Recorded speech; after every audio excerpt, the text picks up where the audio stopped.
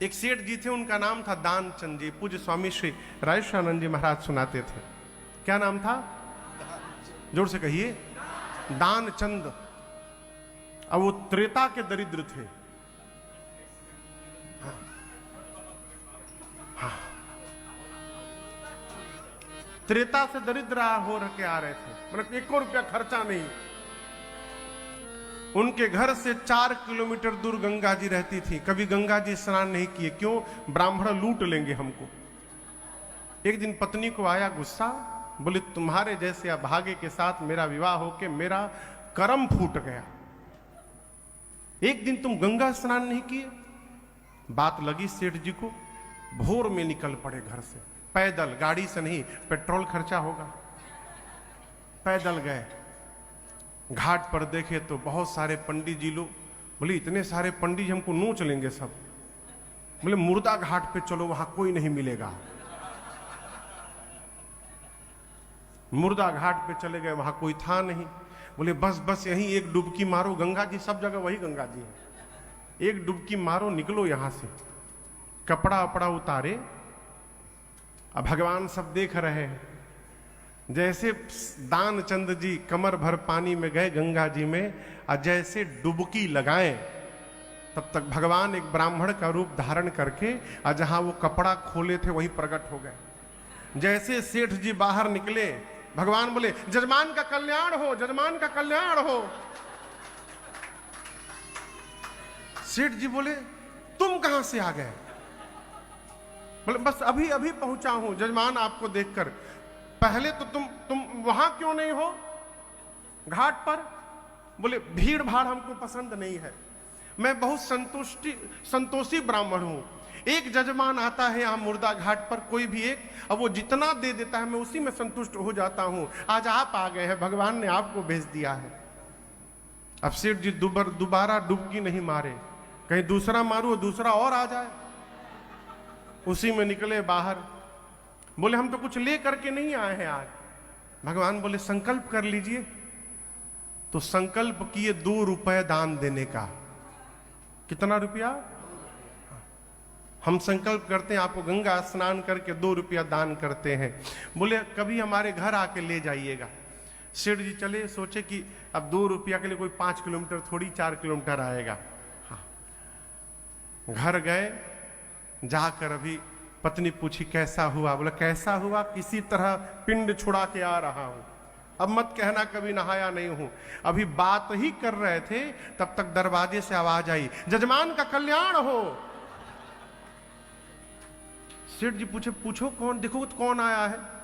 पत्नी गई तो भगवान ने सब बताया। सेठ जी 2 रुपए का संकल्प किए हैं।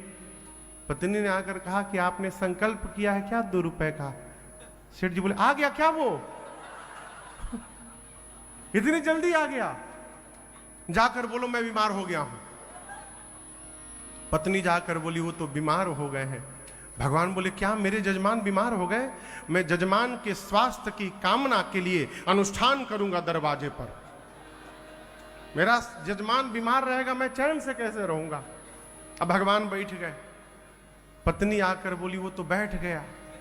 पूजा करने लगे। अच्छा, जाके बोल दो मर गया मैं। क्या बोल रहे हैं? बोल दो मैं मर गया। अब सेठ आंख बंद करके लेट गया। अब वो पत्नी रोते रोते नाटक करके गई, मर गए, मर गए। भगवान बोले मेरा जजमान मर गया। अब जजमान का जब तक अंतिम संस्कार नहीं करूंगा कैसे जाऊंगा मैं? पूरे गांव में भगवान खबर कर दिए कि सेठ जी मर गए। पूरा गांव एकत्रित हो गया। पत्नी चिल्ला रही है मरे नहीं है। अब उसको लोग घर से बाहर निकाल कर वो उड़न खटोला पर लिटा दिए, बांध दिए डोरी से। अब वो आंख बंद किए है, सांस रोके धीरे धीरे सांस ले रहा है।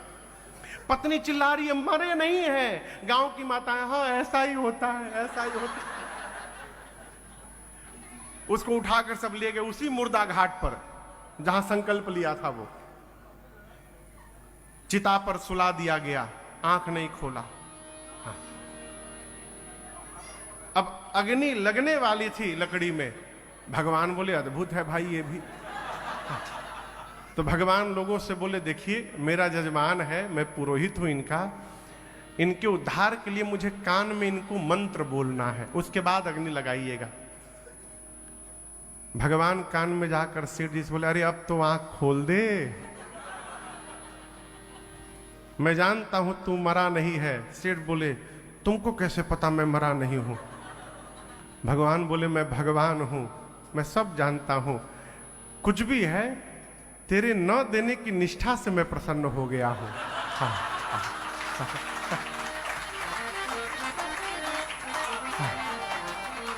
मैं बहुत प्रसन्न हूं तेरी निष्ठा से, प्राण जाई बरु बचन न जाई। मैं बहुत प्रसन्न हूं, मांग तुझे क्या चाहिए। धीरे से आंख खोला, बोला सही में आप भगवान हैं? हाँ, जो मांगूंगा दे देंगे, जो मांगेगा दे दूंगा, बहुत प्रसन्न हूं। सेठ बोला, जो 2 रुपए का संकल्प कराए थे ना, उसको माफ कर दीजिए।